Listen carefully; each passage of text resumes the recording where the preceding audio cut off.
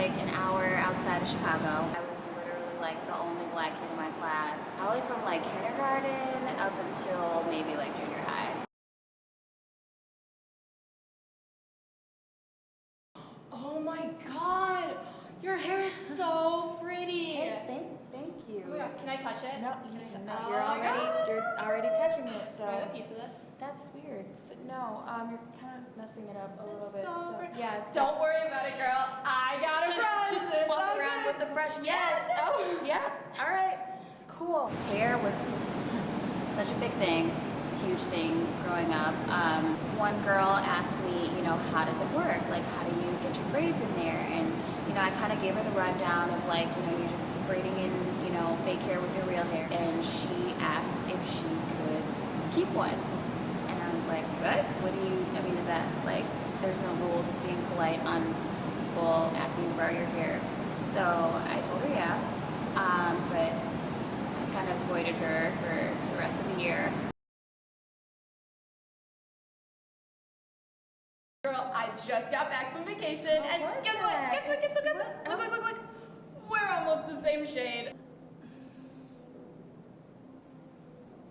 I love my skin now. I love it, but you know, when I was younger, that was probably the biggest differentiating factor between me and my friend. I had, I'll have to ask my dad, maybe it was like 7th birthday party, and this kid named Ted got a new watch. So his dad got him this cool white G-Shock, and he was letting all my friends like try on his watch. So when it came time for me, he told me no, because it's a white watch and like my brown skin was gonna get it dirty.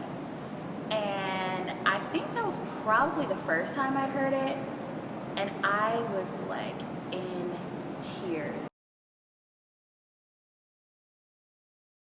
I was at a sleepover with some of my friends. We went ape shit over Disney. So like, we played Disney princesses all the time, and I, you know, asked if I could be Cinderella. And everyone in the group told me I couldn't because Cinderella was white. I asked, you know, so what about Princess Jasmine? And they said, you can't be her either. And, you know, I just kind of felt discouraged because I couldn't think of a black Disney princess because there weren't black Disney princesses.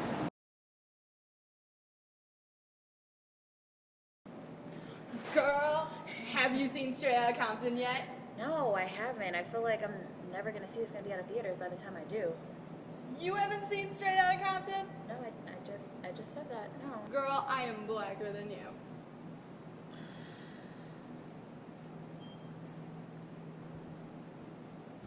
Let's talk about acting white and define it.